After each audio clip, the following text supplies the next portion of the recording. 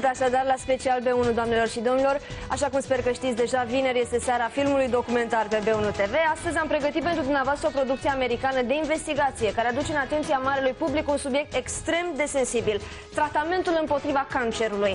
Doctorul american de origine poloneză Stanislav Burzynski este personajul principal în acest documentar, un medic care pretinde că a găsit leacul împotriva maladiei și sunt mii de pacienți care susțin că nu este un șarlatan. Însă sistemul medical din Statele Unite a negat în repetate rânduri toate dovezile și îl declară infractor. Nu vă spun mai multe pentru că n-aș dori să vă influențez în niciun fel opinia. Este important să urmăriți filmul împreună cu noi și să ne comunicați părerile dumneavoastră la special@b1tv.ro. Au acceptat în această seară invitația noastră la film Mihaela Sofrone, supraviețuitoarea cancerului la sân, profesorul dr. Mihai Voiculescu, Luminița Băltărețu, consultant dezvoltare personală și scriitorul Dinu Flămând, invitatul permanent al specialului de vineri. Bună seara tuturor, bine ați venit, mă bucur din tot sufletul că sunteți alături de noi. Domnule Flămând, de ce credeți că e important să urmărim acest film? Pentru că este o problemă de societate, o problemă personală a fiecăruia. Fiecare avem mitologia noastră personală, ne credem imuni, sau în orice caz că avem mai mult noroc decât alții, în același timp expuși, și de aceea este o problemă care ne interesează. Este o boală perfidă, domnul doctor o să ne spună, și poate că fiind atât de ascunsă, ne urmărește în permanență. Domnule doctor, în acest moment ce spun statisticile? La ce cifră a ajuns numărul bolnavilor de cancer din țara noastră? Bun, datele statistice referitoare la întreaga patologie neoplazică rezultă din reuniunea frecvențelor pe diferite aparate: cancerul de plămân, cancerul de sân la femeie, cancerul de tub digestiv. Eu pot să vă dau date destul de precise despre cancerul de ficat, a cărei preocupare o reprezintă în momentul de față clinica noastră și a mea personal. Se apreciază că în România sunt declarate cam aproximativ 10-15 mii de cancere de ficat anual. Posibil ca numărul lor să fie mult mai mare.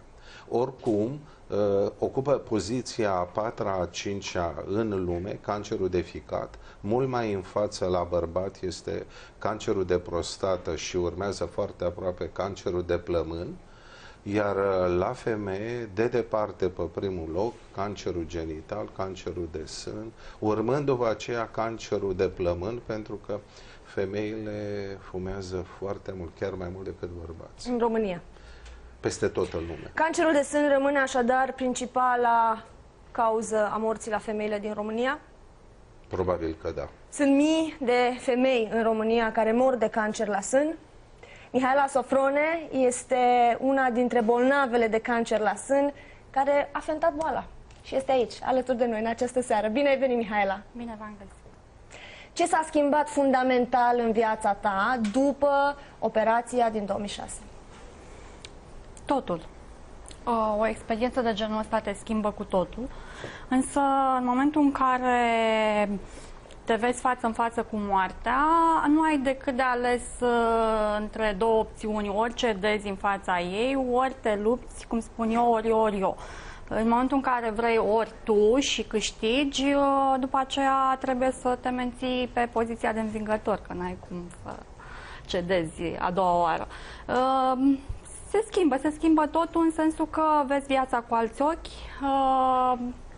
te bucuri că ai o a doua șansă și totul merge în sensul ăsta. Ai ales viața? Ai ales să vorbești despre operația prin care ai trecut, care n-a fost deloc ușoară, care este mai mult ca sigur una traumatizantă. Cum gestionezi viața de după amputarea unui sân?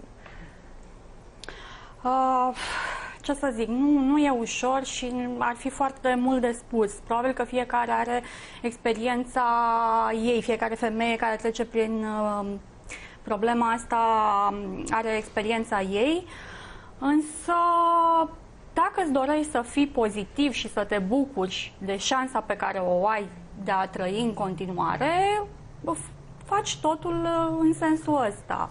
Începi să te împaci cu tine, începi să te vezi în fiecare zi puțin câte puțin frumoasă, Iar tu ai, slavă Domnului, toate motivele să te vezi frumoasă. Cred că este suficient să te uiți în oglindă și să-ți vezi culoarea ochilor. E doar un argument. Mulțumesc, nu e chiar așa, chiar deloc. În momentul în care treci prin experiența asta, nu mai contează ce văd alții la tine sau care e realitatea. Contează ce simți tu și cum te vezi tu. Ori aici e o problemă, nu poți să te vezi dintr-o dată la fel cum te-ai văzut înainte sau poate chiar nici măcar la nivelul realității. Ai 36 de ani? Da. Mă țin înainte, o fetiță frumoasă, adolescentă. Ai căutat vreodată sprijin, consiliere, ca să faci față stărilor prin care ai trecut, transformărilor prin care ai trecut? Da, am căutat, însă n-aș putea zice că am și găsit un sprijin pe măsură. Se pare că fiecare persoană care trece prin procesul tratamentului chimioterapeutic, etc., se confruntă ulterior cu efectele adverse sau cu, eu știu, efectele care se instalează pe termen lung. Am aflat în Statele Unite ulterior de ce mă confrunt cu depresii, de ce mă confrunt cu anumite stări, pentru că, din nefericire, aici nu mi-a spus nimeni că mă voi lovi de situația asta. Am vorbit cu mai multe persoane care au trecut prin situația asta și s-au confruntat ca și mine cu aceleași stări, deci n-am fost un caz excepțional. Cred că ar trebui făcut mai mult în sensul ăsta. E mult de spus. E mult de spus și vă promit că avem tot timpul din lume la dispoziție să discutăm despre toate aceste probleme. Mihaela nu a căutat consiliere și asistență psihologică sau poate nu neapărat psihologică, nu știu cum să numesc. Luminița Băltărețu, consilier de dezvoltare personală, așa te-am prezentat noi. Mai exact, cu ce te ocupi și care este tipul de asistență pe care îl acorzi, în special oamenilor care au trecut printr-o asemenea experiență sau trec? Tipul de asistență este oferirea, de fapt, a unei alte perspective asupra bolii. Și, cum spunea și Mihaela, viața ei s-a schimbat total după ce a trecut prin această experiență. De fapt, asta înseamnă boala. Știu că poate suna foarte ciudat, dar dacă reușim să o privim ca pe e greu de spus, cadou, care ne ajută să vedem lucrurile altfel, să ne cunoaștem mai bine, să ne dăm seama cine suntem, ce vrem, ce nevoi avem, ce conflicte interioare avem, atunci cred că o putem privi într-adevăr ca un cadou. Cu ce rezultate s-a soldat munca ta de până acum? Cu ajutor, cu determinarea persoanelor care au venit să solicite acest ajutor, de a vedea viața, de a-și relua controlul asupra propriei vieți, de a nu lăsa boala și problemele să ia controlul vieților, de a le pune în legătură cu puterea lor interioară, cu puterea lor de a-și crea propria viață. Cât de dificil este să convingi un pacient că ceea ce i s-a întâmplat s-ar putea să fie cel mai bun lucru în viața lui? Asta poate să spună Mihaela, e greu. E greu și, de fapt, nu cred că încerc să conving. Viața te convinge până la urmă că asta e realitatea. Numărul bolnavilor de cancer din România crește cu 3.000 de cazuri anual. Este un titlu pe care Adevărul îl punea pe prima pagină 9 mai 2011 și avem toate motivele să credem că cifra este reală sau estimările sunt cât se poate de reale. Cine supraviețuiește cancerului? Unii vor spune cei care au bani, alții vor spune cei care au noroc. Eu aș îndrăzni să spun cei care au cunoaștere. Iar cunoașterea este de mai multe tipuri. Poate fi cunoașterea experților, poate să vină din zona medicinei tradiționale, poate să fie cunoașterea instinctivă, intuitivă a fiecăruia dintre noi, poate să fie cunoaștere psihologică. Despre toate aceste lucruri vă promit că vom sta de vorbă în această seară, după ce urmărim filmul documentar, și vă mai fac o promisiune fermă, aceea că vom intra în dialog cu Mircea Sandu și Dana Deac, două personalități cunoscute dumneavoastră, doamnelor și domnilor, care au învins în lupta cu acest cancer. Urmează filmul documentar special. arondbeunutv.ro este adresa care vă stă la dispoziție. Ne revedem imediat după film. Vizionare plăcută!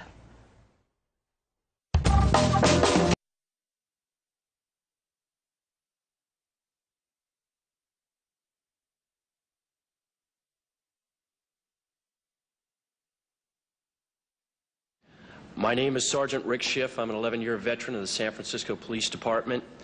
I hold the department's highest Medal of Honor for bravery. That used to mean a lot more to me than it does now. What I'd like to talk to you about today is my now 7-year-old daughter. This is an identical twin. Her sister is now dead. Her sister, when she was 4 years old, Kristen, developed a highly malignant brain tumor that had spread throughout her spine and her brain. The doctors told us that we had really two options: take her home, let her die, or bring her in for massive dosages of chemo and radiation simultaneously. In either event, she was going to die. They were quite certain of that, and very quickly. Believing her only chance to be the standard route, we gave her the chemo and radiation. It burned her skull so bad she had second-degree burns and her hair never came back. To change her diapers, we had to wear rubber gloves because her urine was so toxic and it burned her. At the end of 6 months, miraculously, she survived the standard treatment, although there was a high expectation she wouldn't. She still had cancer. We were told, sorry, we've done everything we can. Now she's going to die, probably within a couple of months. My wife and I, choosing not to accept that, started reading. The first book I picked up, the 3rd chapter, discussed Dr. Brzezinski. As you may guess, I have some expertise in fraud. In fact, I'm quite certain there are enough attorneys in the room that I could be vordeered as an expert in fraud. And I conducted my own investigation. I have no doubt the man is not a fraud. I have no doubt that he does what he does out of earnest belief that his medicine works. And now you're in a position to judge for yourselves whether it works or not. But it's well established by the FDA that it's non-toxic.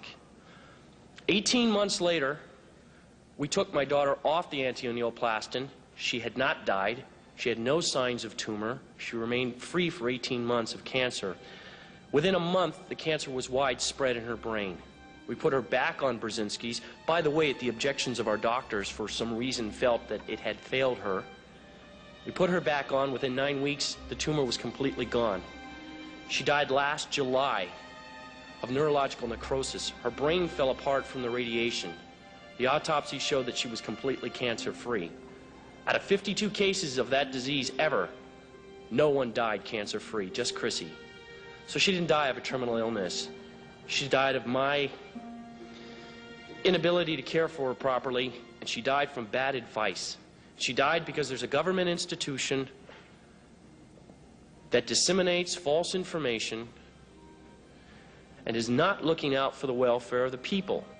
You know, ladies and gentlemen, I swore an oath 11 years ago, and I think most of us in this room swore it at one time or another, to uphold the Constitution. It says life right in the beginning.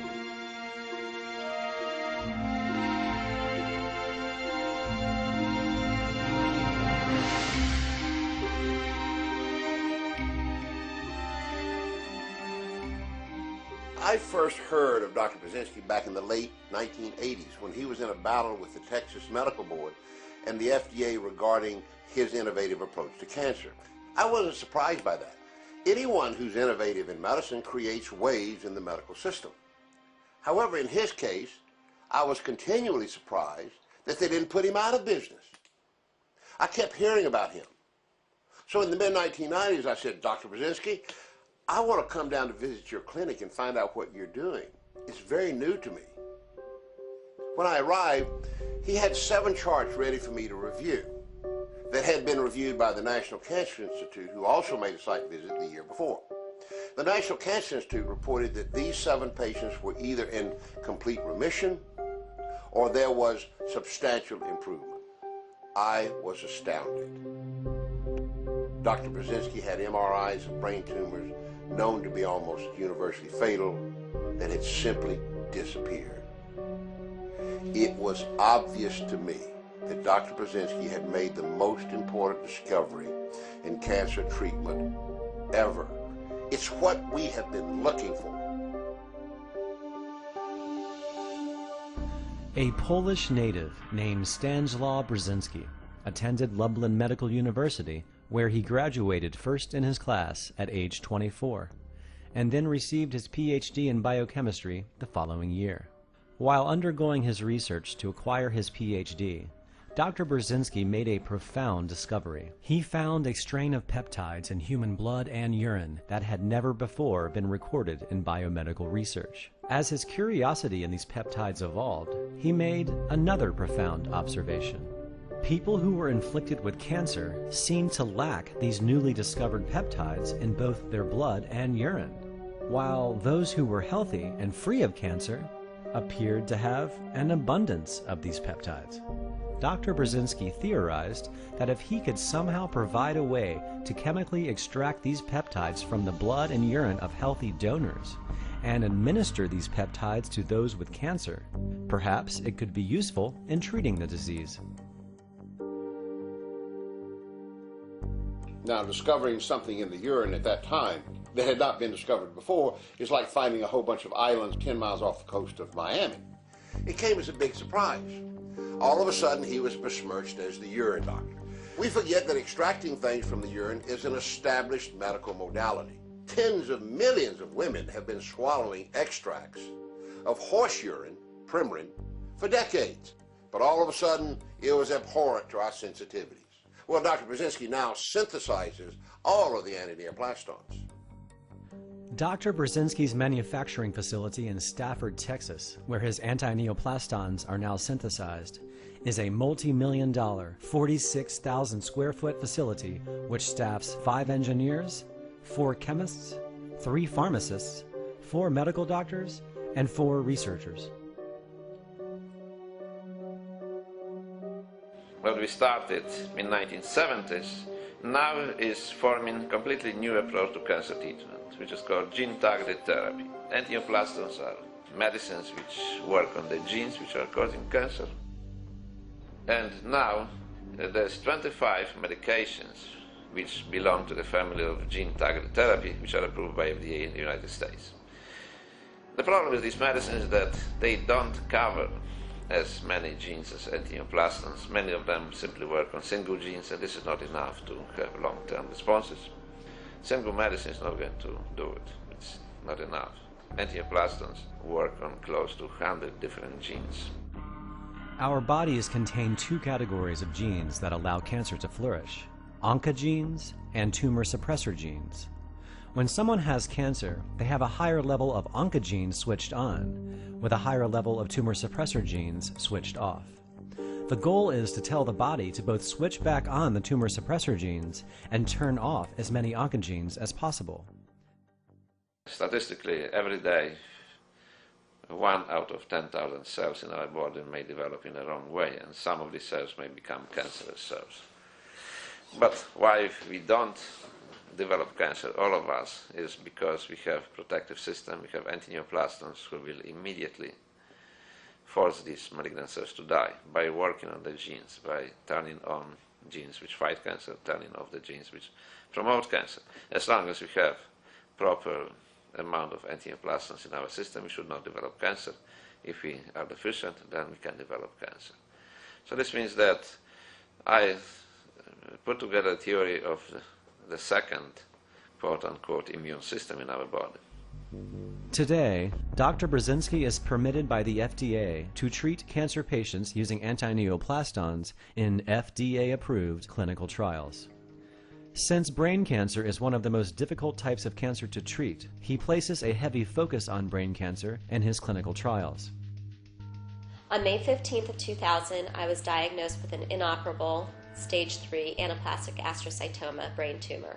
Following my diagnosis, I was told that I had 6 to 18 months to live. So I met with oncologists here in Los Angeles and in San Francisco, and they were telling me at that time, the oncologist told me that the protocol for me would be to do Temodar, which is a chemotherapy, followed by a course of radiation. I asked them what that treatment would get me, and they said maybe 5 years. Maybe 5 years of life.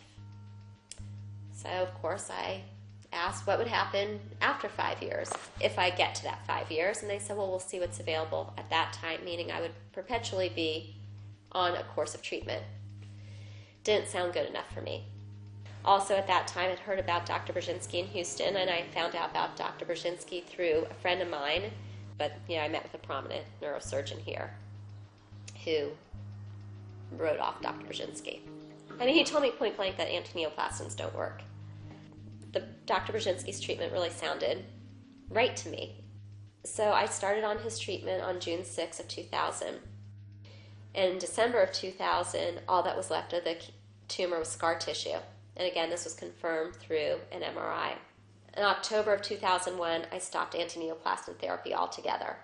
I've had annual MRIs since that time, so over the course of the last 8 years, annual MRIs have confirmed all that's left of the tumor is scar tissue, and I've been off treatment for that entire time. So Dr. Brzezinski cured me of a brain tumor. If we review Jody Fenton's medical records, who was known at this time as Jody Gold before she was married in 2005, it shows she underwent an MRI at St. John's Medical Center in Los Angeles on May 11th of 2000, where they found a 2-centimeter mass which they suspected was cancer. The pathology department at St. John's performed a biopsy 4 days later and confirmed that she did indeed have a malignant brain tumor. Ordinarily, the FDA requires that anyone who wishes to be a part of Dr. Brzezinski's trials must first have already undergone chemotherapy and radiation and failed. However, since Jody's tumor was so aggressive and her prognosis severely grim, she managed to get special exception status to be placed into this trial without undergoing any other prior treatment whatsoever.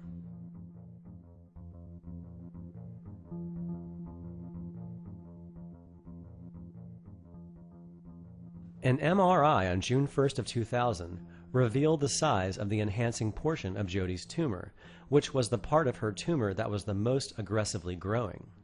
On June 6th, she started antineoplaston treatment, and by July 3rd, only a month after starting treatment, the enhancing portion of her tumor was gone.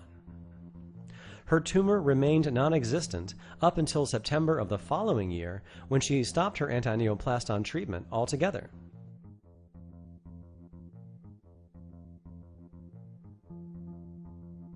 It's one thing to be shown a single anecdotal case with this type of brain tumor, and it's another to simply compare clinical trial data of inoperable anaplastic astrocytoma patients treated with toxic radiation and chemotherapy versus clinical trial data using only Dr. Brzezinski's non-toxic antineoplaston therapy. A 2005 clinical trial report using only radiation and chemotherapy found that 5 of 54 patients, or 9%, were cancer-free at the end of treatment, while a 2008 clinical trial report using only antineoplastons found that 5 of 20 patients, or 25%, were cancer-free at the end of treatment, with no toxic side effects. Jody Fenton is one of them. If Jody Fenton had undergone the therapies originally prescribed to her life would have been very different. Now she is alive, well, and prospering. It's as if she had a bacterial infection and Dr. Brzezinski treated it with antibiotics. 4 years after my diagnosis, I had run into one of the neuro-oncologists that I met with and told him that I had gone to Dr. Brzezinski and I was cured, and he kind of wrote it off. I was very excited to tell him that I was cured, and he really burst my bubble about it, so it was somewhat depressing for me. Another doctor that I have, when I told him I had an anaplastic astrocytoma, he was very excited. He's like, bleep, bleep, bleep, you know, I can't believe this is you, because do you know what the prognosis for this is? And I said, yes. He's like, I can't believe you survived this, and he was very excited for me. Now, if you're ever going to go into cancer treatment, you do not want to go into childhood brain tumors, because childhood brain tumors, by and large, are 100% fatal. This would be the worst class of cancers to treat. But he began getting enormous success. Arguably the worst type of cancer is inoperable brainstem glioma. Usually it involves brain of children, and unfortunately there's very little what can be done. Radiation is the only treatment which can be used to slow down the progress. So that's the type of tumor for which there's no curative treatment, no chemotherapy which is approved. And numerous clinical trials were performed but failed in the past. So we selected this type of tumor because we would like to prove the point beyond any doubt that this type of cancer can be cured by the use of antineoplastons. And we already have proof that it can be cured. She was diagnosed in March of '96. She was 11 and pretty much just started having really bad double vision is how we discovered it. Went to the eye doctor, and that's when they did the MRI and discovered it was a brainstem glioma. And they explained that hers was diffuse, where it was like the healthy tissue and the cancerous tissue were swirled together. So of course surgery wasn't an option. And with the radiation they suggested, her prognosis was probably going to be about 8 to 18 months. The thing is, with the radiation, what it would do to you, from what I understood, was they would shoot the beam through your ears, and the beam would burn your healthy and your cancerous cells inside or outside in. So all your hair around your ears would be gone, never grow back.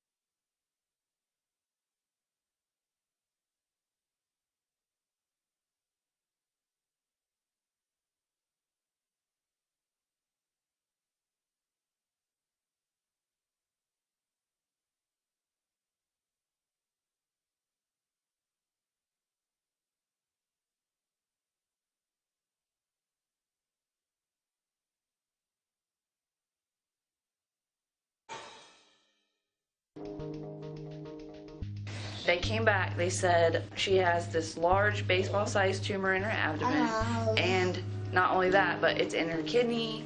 It was like everywhere. It was like and her the liver and her lungs. Her kidney and her lungs. So here we are thinking, basically, this child has literally a few months to live, is basically what they told us. At that point, they said, well, we think we can get the original tumor out. So they had this surgeon.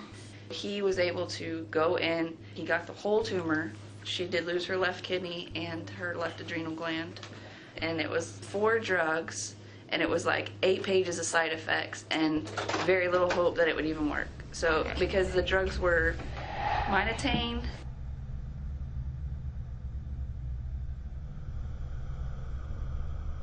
doxorubicin,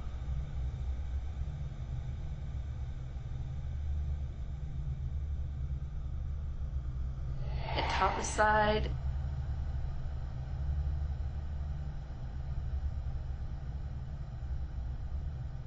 and cisplatin.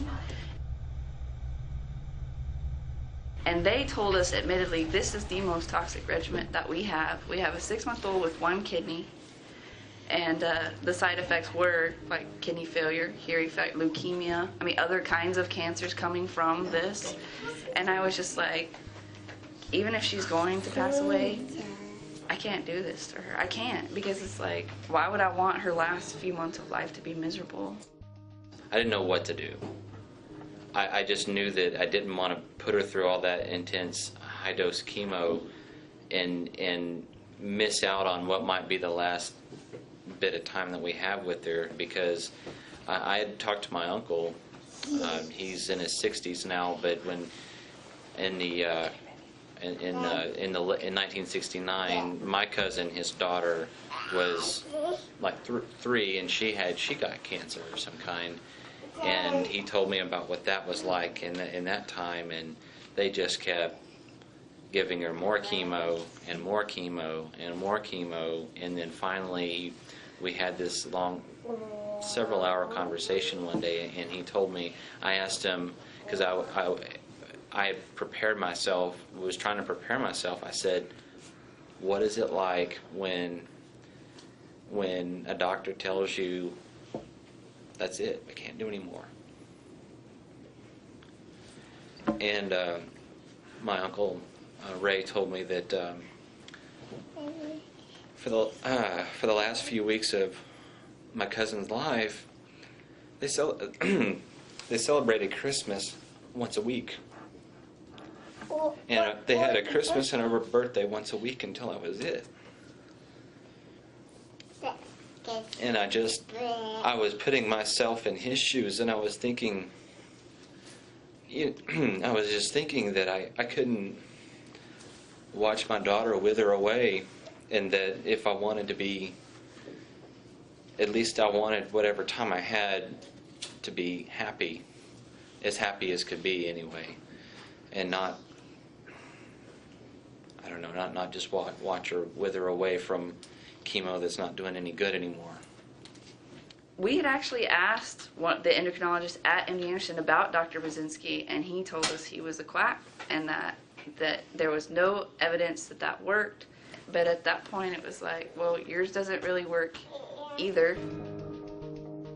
The other thing that I did on the FDA's website, you can look up the date at which any drug was granted FDA approval, and I realized that the oldest drug they wanted to give her had come out in the early 70s. The newest drug that they wanted to give Kelsey came out around 1988, and I realized this isn't the cutting edge of technology. This is they're giving us the same old stuff. I just thought, well, this is ridiculous. It felt to me like they were grasping at straws.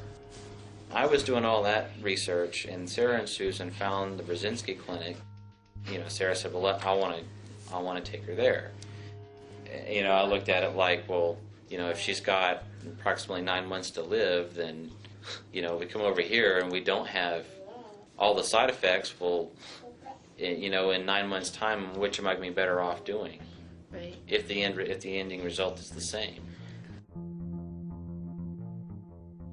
Upon the removal of Kelsey's left kidney and left adrenal gland, her diagnosis was confirmed at the University of Texas Medical Branch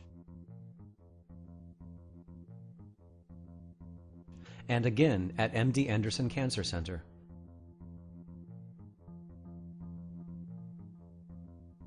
Where, a month later, MD Anderson also confirmed that Kelsey's cancer had spread to her lungs.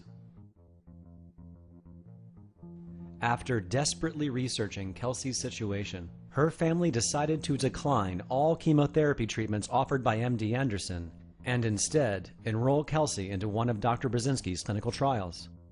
By this time, Kelsey's cancer had also spread into her liver.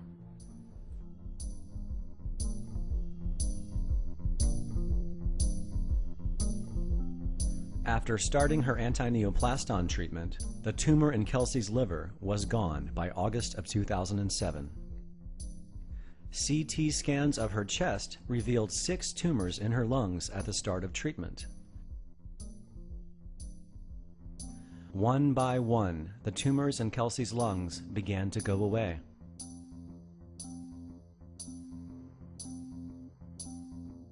Leaving one small spot 4 years later, which was deemed to be inactive and most likely scar tissue. Today, Kelsey Hill is considered to have had a complete response to her anti-neoplaston treatment. Since Dr. Brzezinski began treating cancer patients with anti-neoplastons, he has successfully treated virtually every type of cancer, relieving thousands of families from across the world of this dread disease. Yet, unlike other clinical trials which are supported by billion-dollar pharmaceutical companies and are often assisted by large tax-funded research grants from the National Cancer Institute, the United States government currently prohibits any taxpayer money to be granted to Dr. Brzezinski's FDA-approved clinical trials. A single phase 3 trial will cost about $25 million. So how many can you run? Okay, you may run few at best. Nobody's giving you money for that. We have to make money for that. Okay, and it's $25 million. Okay, some other pharmaceutical companies will come with the idea. They go to the National Cancer Institute and they will receive handsome grant, $15 million, whatever. Okay, and they do clinical trials. Nobody's giving me any money. Okay, and I am working like in the wartime condition. Okay, like working somewhere in the Gaza Strip or West Bank, okay? When the bombs are falling in Europe, but you still have to treat patients, you still have to do phase 2 clinical trials. given the existence of a treatment that is curing cancer at a rate that traditional medicine could only dream of, and doing so without any damaging side effects, most would assume that every penny of our tax dollars allocated for cancer research would be thrown in Dr. Brzezinski's direction. The problem that we face, however, is that a huge financial house has been built on the paradigm of purging the body of cancer cells. Brzezinski's discovery means that the foundation, the walls, and the roof of that house need to be replaced. Think about it. You know, you've got thousands of doctors in oncology and in oncology residency programs. You've got the pharmaceutical industry pumping out chemotherapeutic agents every month. There are all kinds of machines that deliver radiation. You got all this stuff in the war on cancer, and it's trillions of dollars. I find it very interesting that we have all these walks for the cure of cancer. You got all the wristbands. You got all the donations. We're going to find a cure this decade. All this money keeps pouring in, and it all goes to the same guys.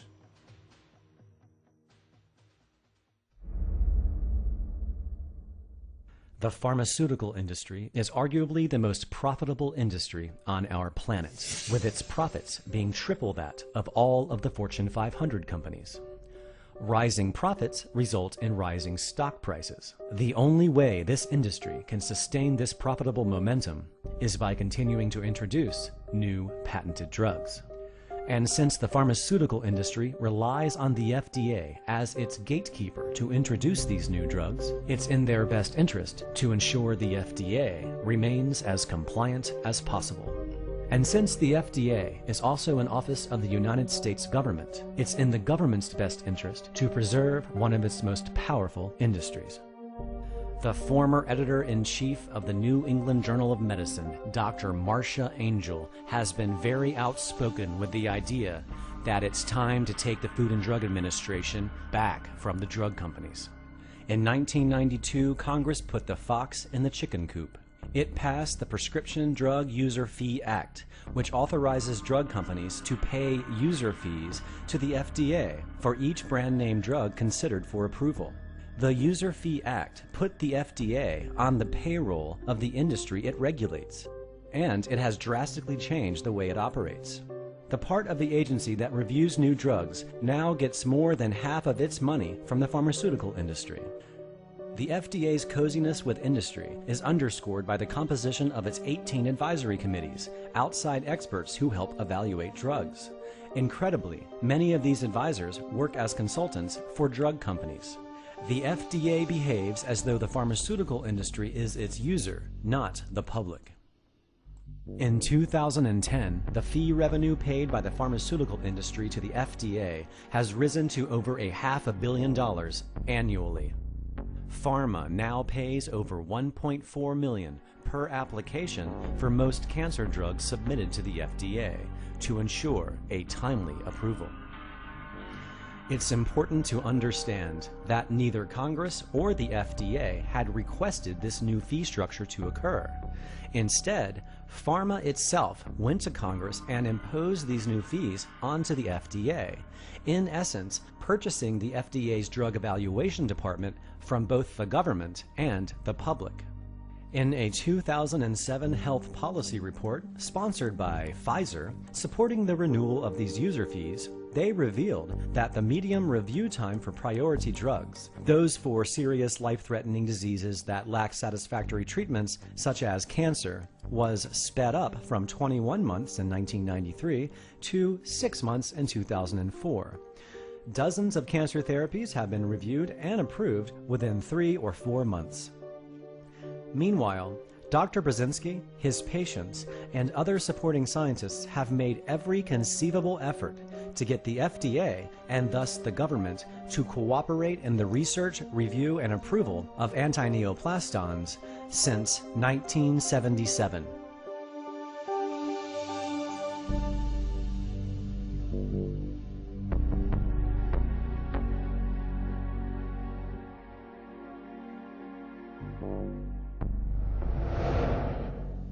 Before I started, I asked the lawyers for the advice. Can I use experimental treatment, which was the treatment with angioplastons? Can I use this in my private practice, and can I be involved in cancer research? Simple as the private company. Dr. Brzezinski's attorneys investigated both state and federal law to find out if it was legal for him to start his own biomedical research company, making antineoplastons and administering them to his patients within his private practice. They found that according to both the Texas state and federal law, the use of any drug or new drug can be used to meet the immediate needs of the patients of a licensed doctor, particularly when there is no other available option for them. The law stated that such activity was not governed at the time by the Texas Food, Drug, and Cosmetic Act and is not otherwise unlawful under the laws of the state of Texas. However, Dr. Brzezinski would not be legally allowed to introduce or deliver antineoplastons into interstate commerce, which means he had to keep his activities only within the state of Texas to avoid breaking any federal laws. As long as he did this, his actions were not within the regulatory authority of the FDA. However, once word began to spread that Dr. Brzezinski was successfully treating what was once considered terminal incurable cancer patients, people began traveling from all over the country to receive antineoplaston treatment. For a long time I didn't have any contact with Texas Board of Medical Examiners until around 1984. Some of my patients told me that they were approached by the agents sent to them from Texas Board of Medical Examiners, who were trying to convince them to file complaints against me. So this was shocking to me. And what is surprising, that they were using the state money, they were using taxpayers' money to travel long distance, like from Houston to California, to convince our patients who were in California to file complaints against me. This was completely irrational. But nothing else happened at the time until I met, by coincidence, the vice president of MD Anderson Cancer Center, Dr. Hickey, who informed me that I will have problems this time with Texas Board of Medical Examiners. And obviously the problems began. And I was called to Texas Board of Medical Examiners. They began investigating me. However, there were no complaints from the patients. The patients were happy. We were treating patients who were very advanced, for whom there was no treatment available, and they were getting good results. So apparently there was no justification for such action. This was a very unpleasant investigation. They were trying to convince me again to stop my research, to stop treating patients. After about 2 years of going back and forth and being called to the board, finally they proposed to me that I should present to them a number of cases of patients who benefited from my practice.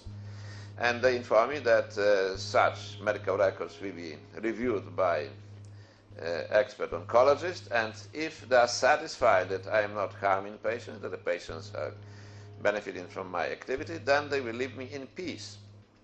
I was very happy with this. I believe that Texas Board will do objective review of our results, and finally they will leave me alone, because we had amazing results in the treatment of very difficult cancer cases.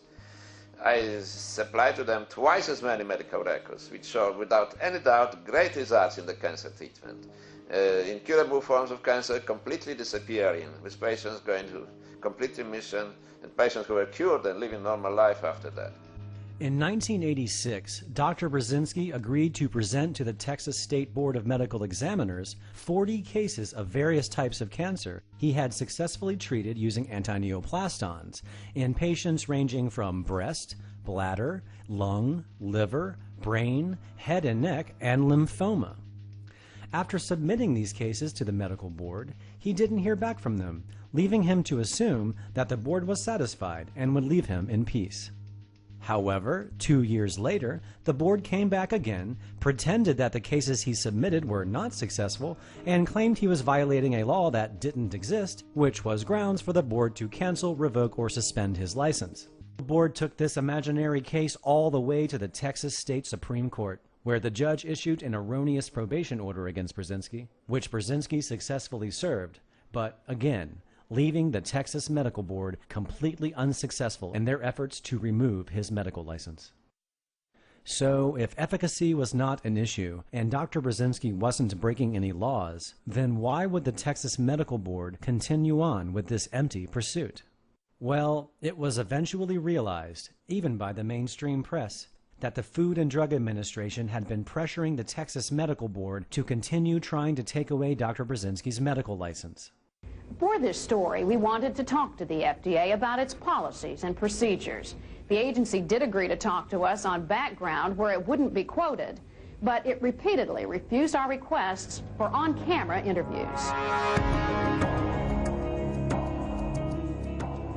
While they were busy pressuring the Texas State Medical Board to try to revoke Dr. Brzezinski's medical license, they were even busier trying to revoke Dr. Brzezinski completely from society by trying to place him in prison.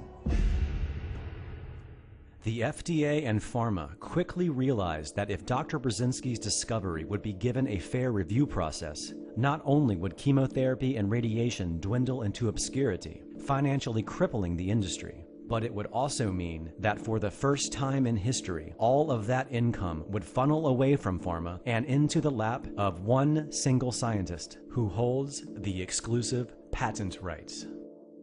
Apparently, the FDA had not ruled out the possibility of this happening one day. On March 12, 1976, FDA Bureau of Drugs Director Richard Kraut states in the cancer letter, when anyone other than large institutions ask permission to conduct clinical trials, you want harsh regulations. Sometimes we say it is proper to hinder research. And once these guidelines were adopted, the FDA would consider itself bound by them. In 1982, Kraut states again, I never have and never will approve a new drug to an individual, but only to a large pharmaceutical firm with unlimited finances. And so, the fiercest fight in FDA history began. Dr. Brzezinski's dealings with the FDA commenced in 1983.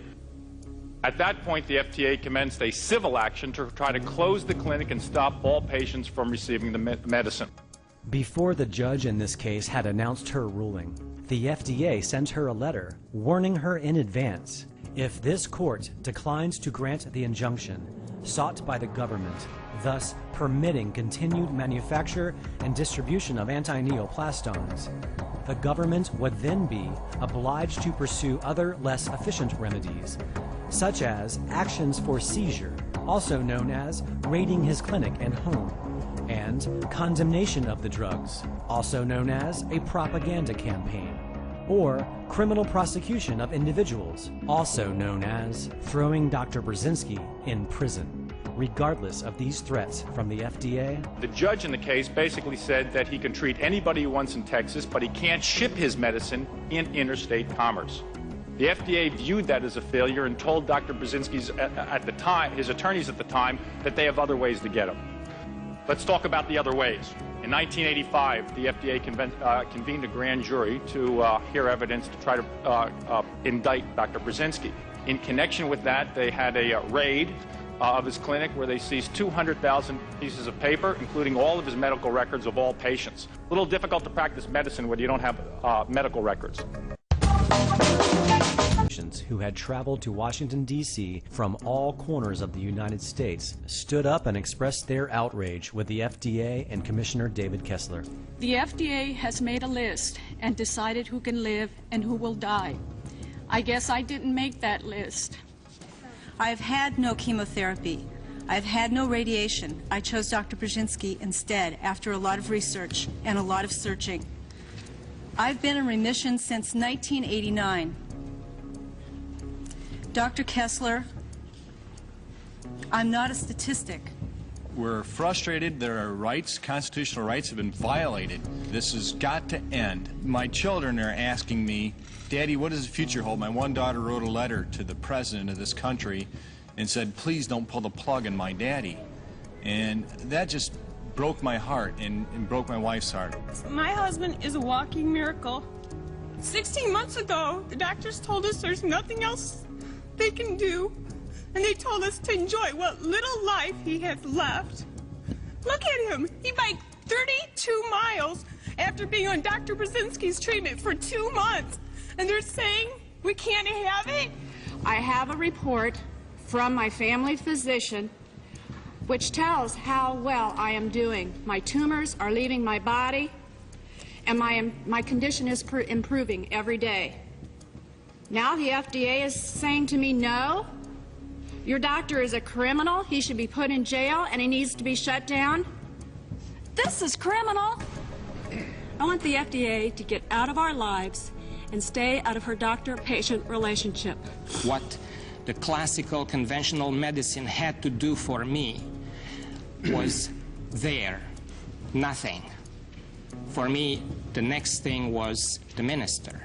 I did not want to undergo chemotherapy, which I had a new name for, chemotherapy, or any type of radiation. I was extremely lucky I found Dr. Burzynski. And I don't want the FDA to take this right from me. I came 18 years ago from communist Romania, and the tyrannous dictator Ceausescu never stopped a doctor from treating anybody. How can we have something like this in the United States? Barely a week after these hearings, on November 20th, 1995, Dr. Stanislaw Burzynski was indicted. Burzynski was charged with 75 counts of violating federal law and fraud.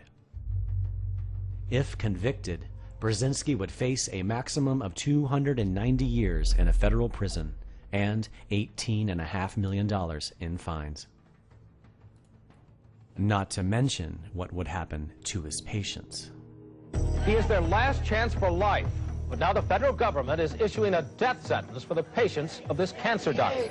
On February 9th, Houston federal court judge Sim Lake ruled Dr. Burzynski's treatments have been, quote, illegal under Texas and federal law since 1984, and he ordered them stopped on all but a handful of patients. Then he put a stay on his own order, a stay of execution. I believe that most of these 300 people will die within a short period of time if the treatment is stopped. In 1996, not only did scores of Dr. Burzynski's patients return to Washington, D.C. to protest his indictment, but many of them testified again before another congressional hearing headed by Congressman Joe Barton. Our first witness is Marianne Canary, is that correct? Yes, that's correct. From Aurora, Minnesota. This is Dustin Canary, and he is on Dr. Burzynski's anti-neoplastic treatment. This is my husband, Jack Canary. Now, in February of 1994, our lives were drastically changed. My son, Dustin, was only 2.5 years old at the time. He was diagnosed with a brain tumor the size of a golf ball. The surgeon removed 75% of his tumor, and the remaining 25% was diagnosed from a biopsy as a malignant, very aggressive medulloblastoma brain tumor, one of the most deadly forms of brain cancer. The doctors told us Dustin had only a few months to live. The first treatment offered us was radiation, but the radiation doctor told us that at his young age, Dustin would become a vegetable, and it would only extend his life for maybe a few months. The next doctor wanted us to enroll Dustin in a experimental chemotherapy, which was highly toxic. The side effects would include hearing loss, kidney and liver damage, bladder, stunted growth, and a possible leukemia. One question I would like to ask is, would you do that to your child? We weighed the harm these experimental drugs would cause against the fact that they would not cure Dustin, and decided not to subject him to these drastic measures. But our oncologists told us that their opinion took precedence over us as parents. This put added stress to the already stressful situation we were in. In April of 1994, we visited Dr. Stanislaw Brzezinski in Houston. Dr. Brzezinski made us no promises, but said that he often had very good results with brain tumors. At worst, it would not hurt Dustin, and it offered the best hope and a longer quality of life. An MRI 6 weeks after we started Dr. Brzezinski's treatment revealed no tumor. We were very overjoyed. Dustin continued antineoplastin therapy, and 1 year later,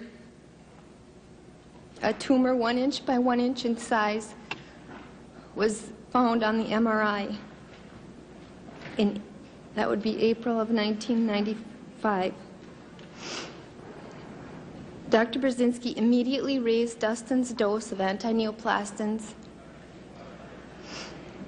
There were still no harsh side effects at all.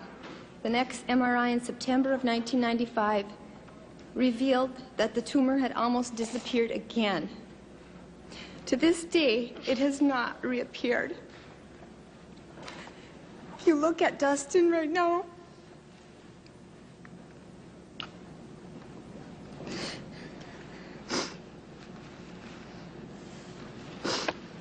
he is a happy, healthy 4-year-old who has outlived his prognosis. There is no traditional treatment that would have kept him alive with such good quality of life. FDA Commissioner David Kessler loves to grab headlines as a man who loves children so much. He wants to protect them from the ravages of smoking. If Dr. Kessler loves children so much, why have he and his agencies been trying so hard to cut off my son's last hope for life? Without this treatment, my son will die. This is a photo of Dustin Canary at 4 years old in 1996. This is a photo of Dustin Canary at 18 years old in 2009, and his brain cancer never returned.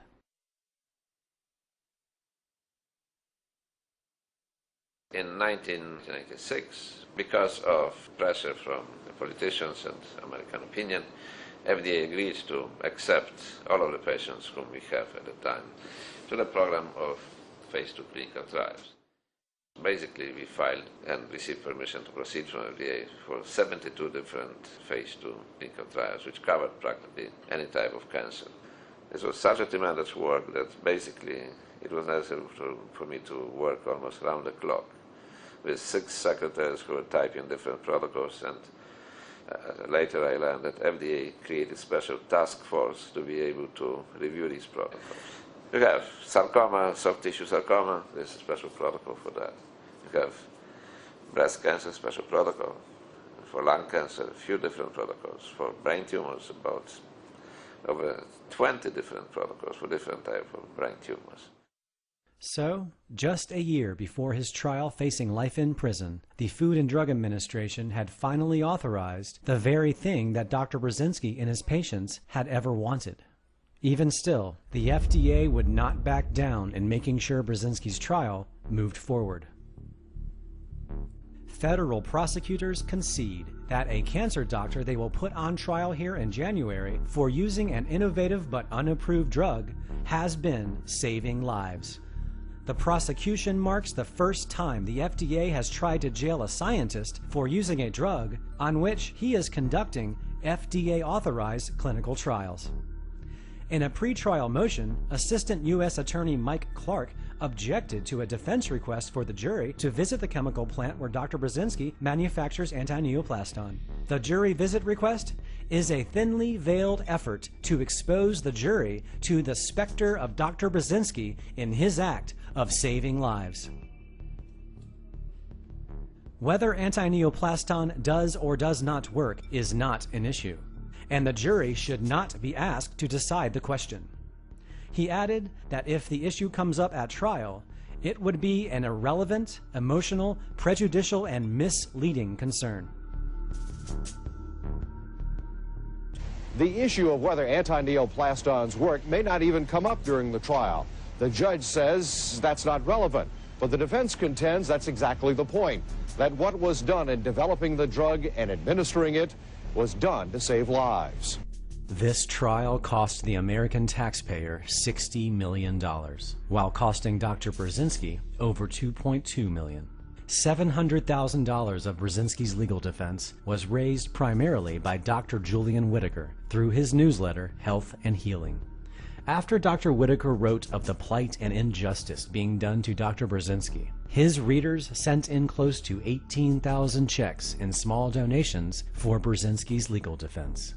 The trial is expected to last about 2 months. The jury will then decide whether Brzezinski is a fraud or a medical pioneer.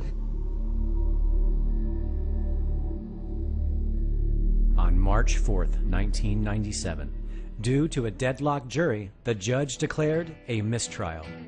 And after saying the government had not presented sufficient evidence, he ordered that Dr. Brzezinski be acquitted of nearly half of the 75 counts. You voted to acquit? To acquit, absolutely. Not guilty. Not guilty. I voted for acquittal. I voted my mind and my heart. I do not believe that Dr. Brzezinski is a criminal. And I had voted to acquit. But the FDA was still not backing down. They took Dr. Brzezinski to trial again. Though, after apparently accepting the absurdity of their case, on May 19th, the FDA suddenly dropped 40 of the 41 remaining charges. The FDA's facade in trying to convince the world that Brzezinski was a criminal was completely unraveling. Even the jurors who voted not guilty in the first case took time off of work to join the patient's protest in front of the courthouse during the second case. I am appalled at the Food and Drug Administration and their actions. We're here today basically to protest the witch hunt that's going on by the FDA. We have to stick together and really support these patients that are suffering, not only health-wise, but having to come down here to make a stand against the FDA. Please don't waste my money abusing the system to make sure that you maintain your power. The jury spent about 3 hours deliberating this house of cards, leaving Brzezinski acquitted of the final charge. Every one of Dr. Brzezinski's patients now, every future Brzezinski patient is and will be on a clinical trial.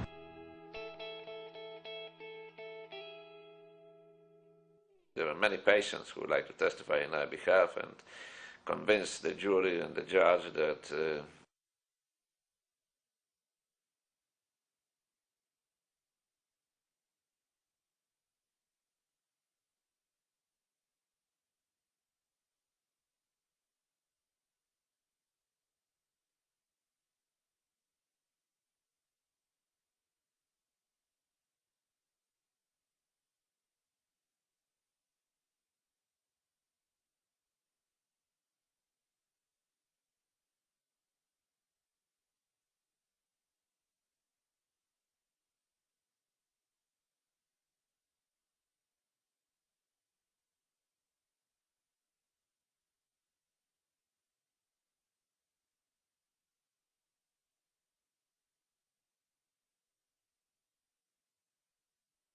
fiecăruia.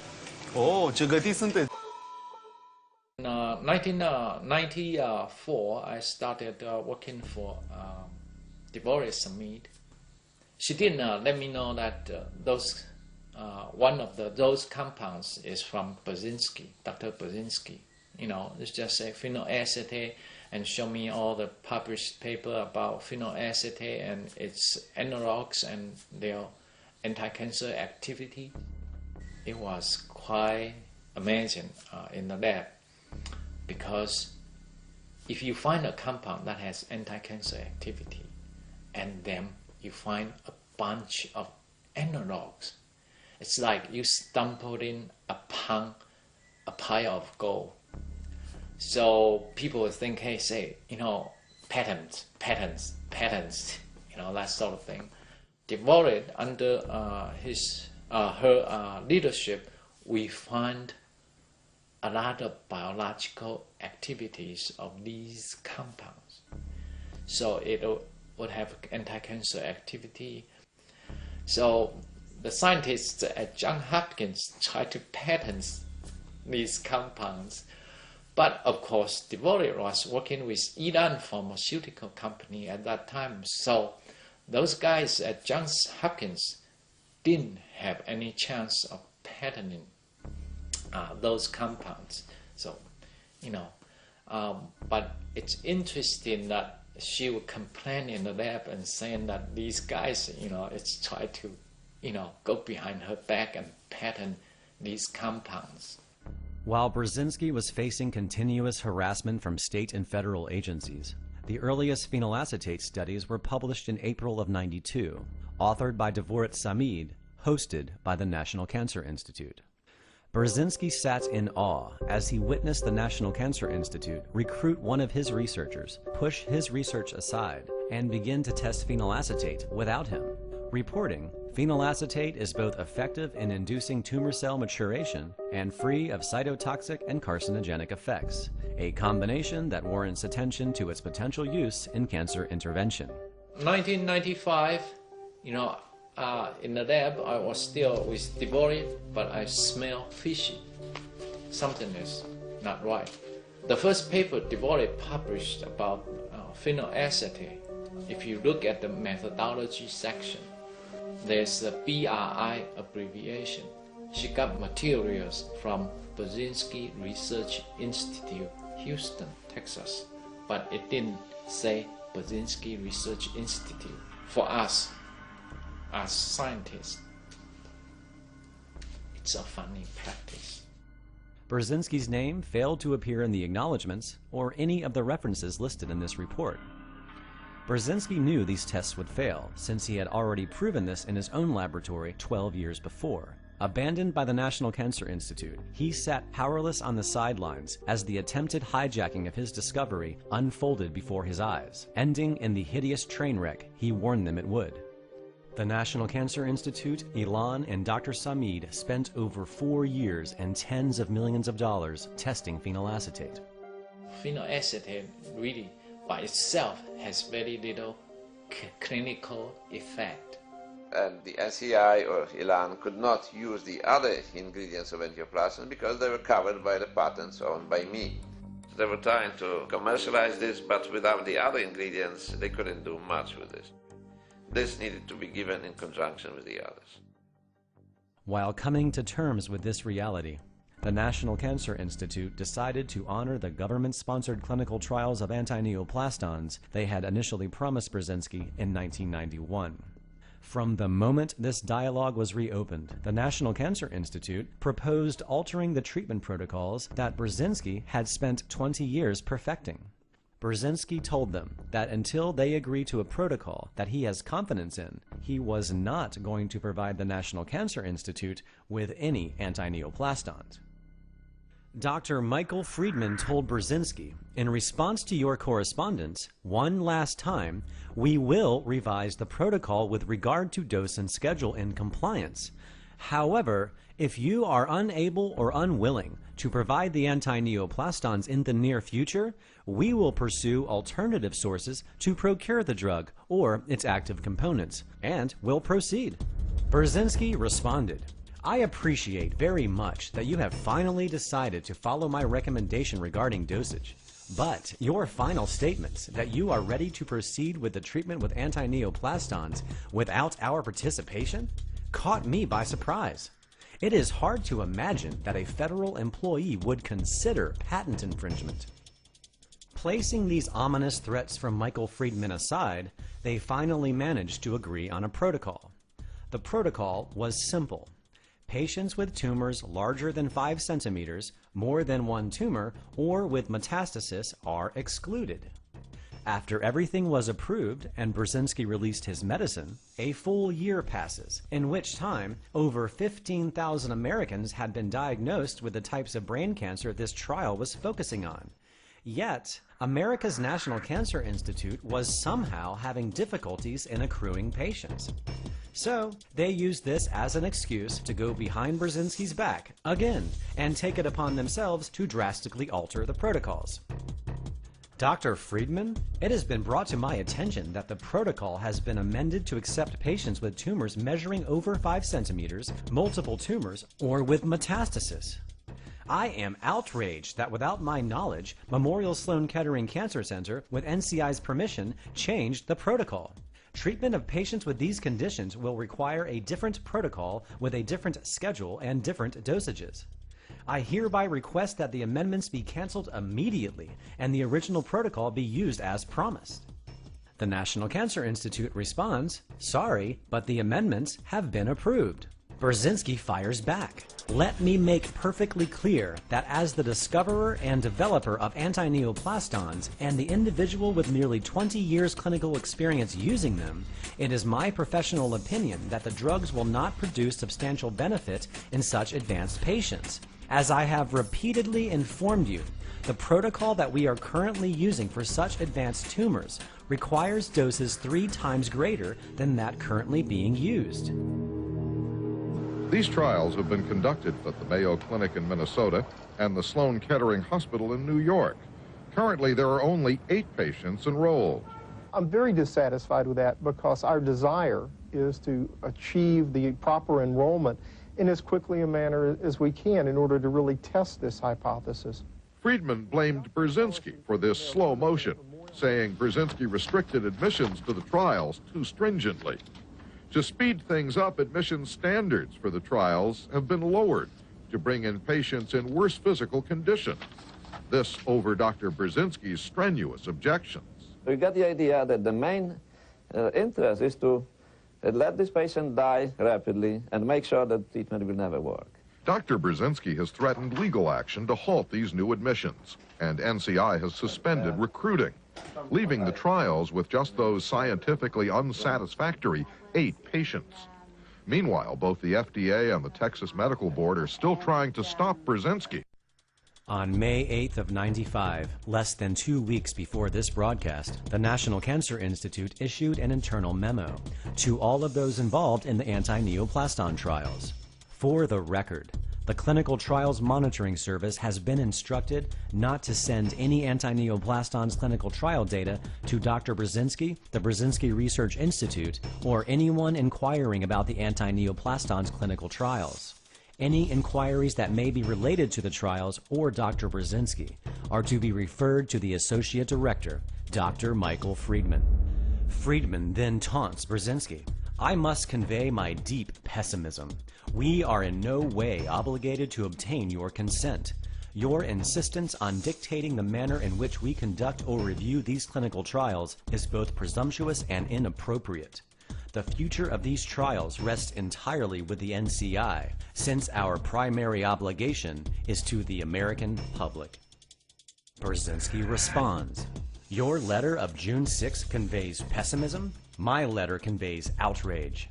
Patients were admitted against admission criteria, their treatment was discontinued, and their lives were jeopardized for frivolous reasons. In spite of your promise, we never received any detailed data on these patients. There must be a reason why you are afraid to provide us with complete copies of medical records. Well, there was a very good reason why Dr. Michael Friedman was afraid to provide Brzezinski with complete copies of these patients' medical records. It took us at least half a year before we forced NCI to release some of this information to us. And then we found that they severely violated protocol. They did not comply at all with the protocol. On the top of that, patients were forced to stop the treatment with antineoplastons because of massive fluid retention.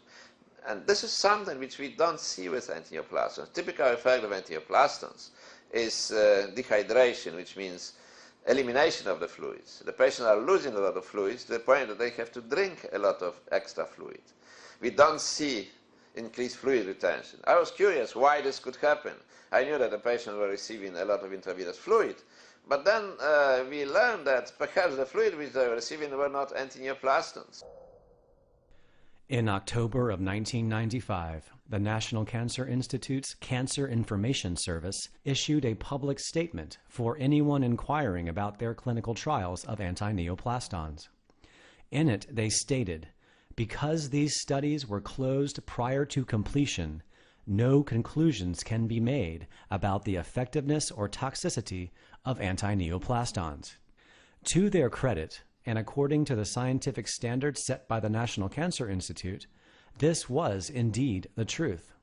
However, 4 years after these trials were closed, and 2 years after Brzezinski defeated the FDA and won his freedom, the National Cancer Institute just couldn't leave well enough alone, and decided to vindictively publish these scientifically invalid anti-neoplaston trials in the peer-reviewed medical literature. In it, they described how 9 patients were treated, and no patient demonstrated tumor regression. However, whoever was responsible for publishing this report was apparently careless enough to also include the anti-neoplastons concentrations detected in the blood of the 9 patients during treatment. We compared this to the data which we have in our studies. We found that they were severely diluting the medicine, and this was why the patient had fluid overload. Antioplaston AS2-1 consists of 2 ingredients, which is called phenylacetate and phenylacetylglutamine, and about 2.7 times lower level of phenylacetate in patients' blood compared to what we see in our patients who receive successful treatment. Phenylacetylglutamine, there is about 36 times lower level in patients' blood compared to what we see in our patients receiving the right dosage of antineoplastons. And the concentrations of phenylacetyl isoglutamine, one of the main ingredients of antineoplaston A10, were close to 170 times lower than what we see in the treatment of patients with antineoplastons. And that's what we found from patients' husbands or patients themselves, okay? That's what they were doing, okay? So this was horrible, okay? This was like a criminal act, okay? They should be prosecuted for that, okay? Because obviously they knew what they were doing, and they knew that these patients have really no chance to respond to any treatment. They are going to die, okay? And that's what happened. After we realized what they do, we decided to force them to stop clinical trials. And since then, obviously, National Cancer Institute hates us, okay? They do whatever they can, obviously, do not cooperate with us anymore.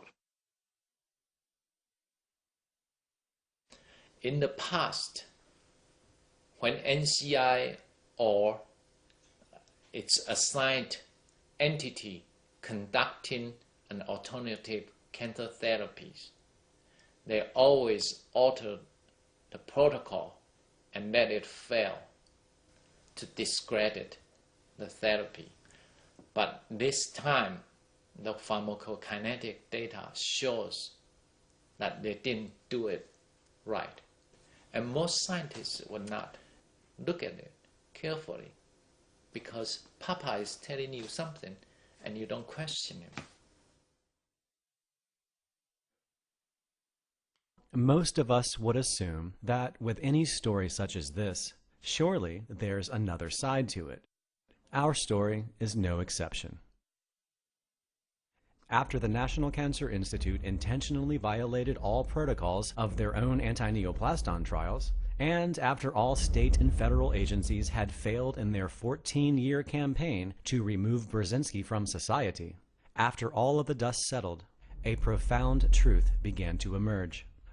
It was October 4th, 1991, that America's National Cancer Institute hosted their site visit to Brzezinski's clinic and verified for themselves that anti-tumor activity was documented by the use of anti-neoplastons. 17 days later, on October 21st, 1991, the United States of America, as represented by the Department of Health and Human Services, and Dr. Davorit Samid filed a patent for anti-neoplastons AS2-1. They even had the audacity to include Brzezinski as a reference. The invention described herein may be manufactured, used, and licensed by or for the government for governmental purposes. At the time, Brzezinski had no idea this had happened, but did have his suspicions when they began to openly test phenylacetate without him, and the National Cancer Institute knew it. In an April '93 NCI memo distributed to those involved with Brzezinski, they state their concerns. Political issues are a real concern. Congressman Bedell is concerned we are taking the anti-neoplastons away from Brzezinski. Brzezinski has patent on anti-neoplastons. Since phenylacetic acid, or phenylacetate, may be the active component in anti-neoplastons, our involvement has become an issue. 5 months later, the United States of America and Dr. Dvorak Samid file their second extended patent on anti-neoplastons. And guess who else was in it? In March of the following year, America files its most extensive updated anti-neoplaston patent to date, spanning 111 pages. 7 months later, they file a fourth one. June 6, 1995, the United States government has a field day filing their 5th, 6th, 7th, and 8th extended patent on anti-neoplastons. The following day, America files its 9th, 10th, and 11th extended anti-neoplaston patent. And a couple of months after the 11th patent was filed, Dr. Michael Friedman leaves his position at the National Cancer Institute and becomes Deputy Commissioner of Operations for the Food and Drug Administration, working directly under Dr. David Kessler. And by November of that year, after a decade of failed grand juries, the United States of America's Food and Drug Administration finally manages to indict Dr. Brzezinski. 1 month into America's criminal trial against Brzezinski, America's first patent on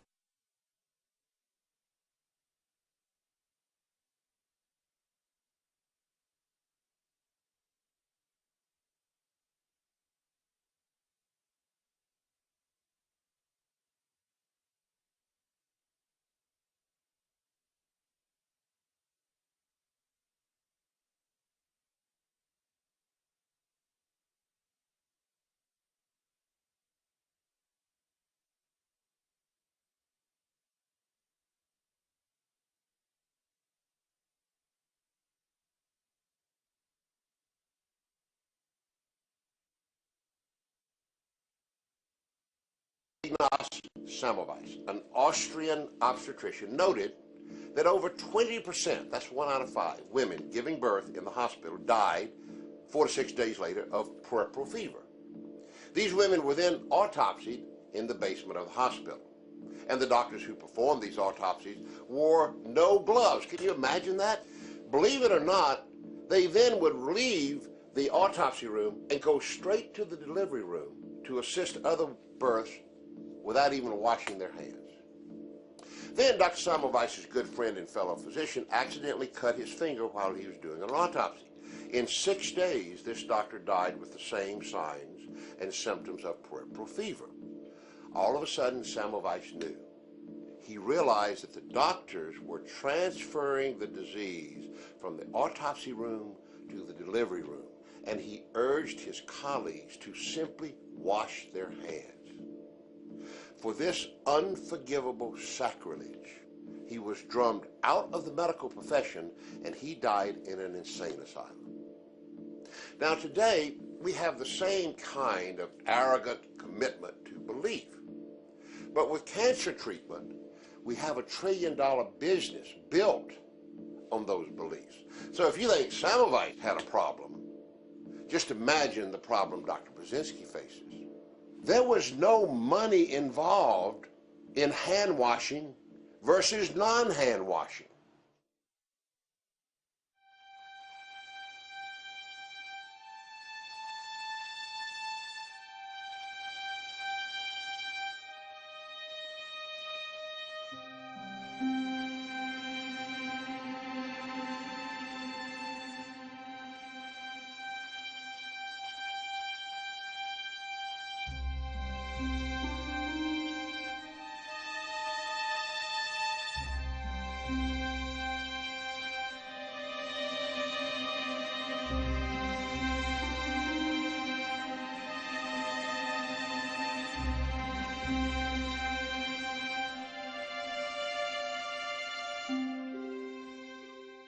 fact that we are permitted to enter phase 3 trials means that the treatment shows already safety and efficacy in phase 2 trials. This means that at this moment we should receive overwhelming support instead of being harassed as we are so far.